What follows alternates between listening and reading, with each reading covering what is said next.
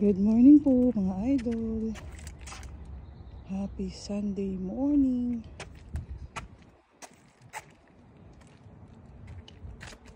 From here in Roseville, California,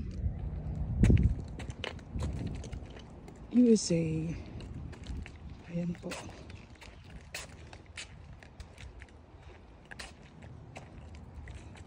Ito po yung aming kapaligiran dito sa outside the Stone Point community.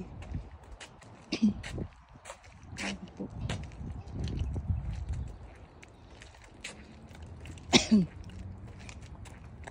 Sunday morning and it's my day off today.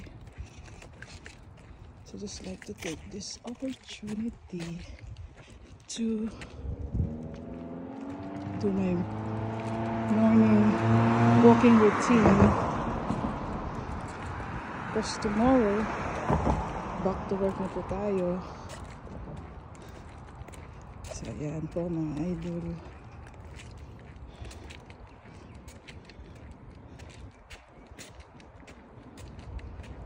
Walking is also a very good exercise that you can do, mga idol. You just enjoy the environment, the sun, the trees, plants, flowers. Yun. Kayo po mga idol, ano po ba ang inyong routine exercise? Anyway, I still also want to go to the gym. Kaya lang, tamad po ako today. And at the same time, I could enjoy the surrounding areas and getting some sunshine a little bit. So ayan po. Ito pong nilalakaran ko po mga idol, dito lang po ito sa labas ng aming Stone Point community. Dito lang po ako. Safe naman po dito. Minsan dyan pwede kong maglakad dyan. Yan, sa Adventist building na yan, may parking area po dyan. You can just go walk around the area and maybe just do some short distance walking or short loop or long loop. Sa inyo po. Sino to? Si Bricks ata to. Si Bricks na ba to? Ay, hindi. Kala ko si Bricks. Ayan po. Yan. So now we're approaching may kumagat.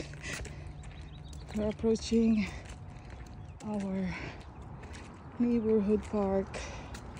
Diyan po. Yan, dyan po mga idol, park area yan. Yan po. Ito yung aming gate. Yung gate, tapos open yung park. O diba? Panalo. Ay. Anyway, so yan po. Yan. O, dyan yung aming park.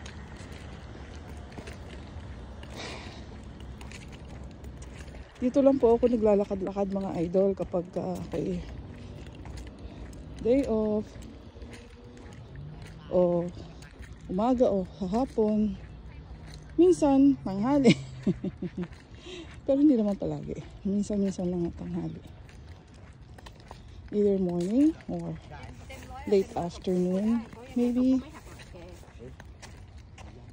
I used to sit here and rest. Pati si mother, yan. Nag-upo si mother dyan and mag-rest dyan. Or here. Dito po sa bench na to. Yan. Tapos, heading towards na po tayo dito sa ating place. Hingi na ako. I think I've been walking for like almost an hour now, guys. It feels great though, especially when you're sweating, when you're already sweating. Aray ko, uneven yung road. Anyway, so ayan, guys, mga idol ko,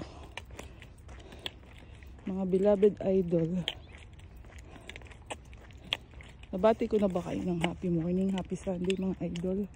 Sa aking mga beloved subscribers and followers, I hope you're also having a very nice, beautiful, amazing, and blessed Sunday.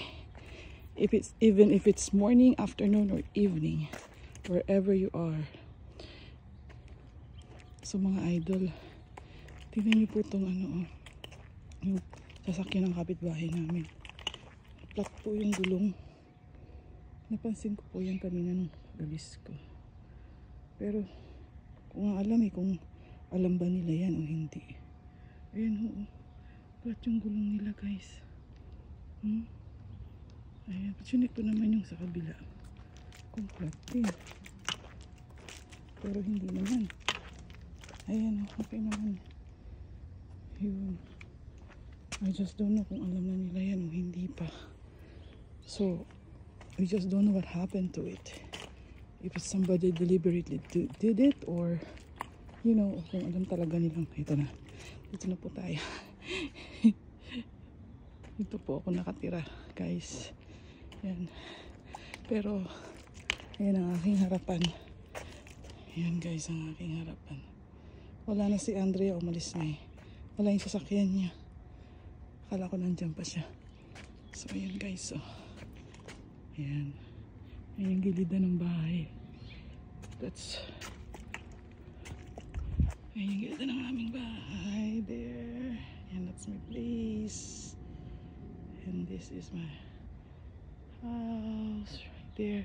Ay guys, papakita ko para sa inyo. Ito guys yung aming halaman sa harap. Yan. Hindi ito meron ako ditong bagong kalamansi mga idol. Ito po guys, palmera, pero nadadry na yung sobrang init po kasi yan nowadays. Ito po mga idol, yan bago ko pong kalamansi yan, diba? Nabili ko po to sa seafood market. Medyo kamahalan nga lang, pero syempre pang long term lang naman yan, basta walang mamatay. And I just hope, and I hope that this calamansi tree will be so blessed to bear lots and lots and lots of bunga. Sige guys, until next time, I love you all.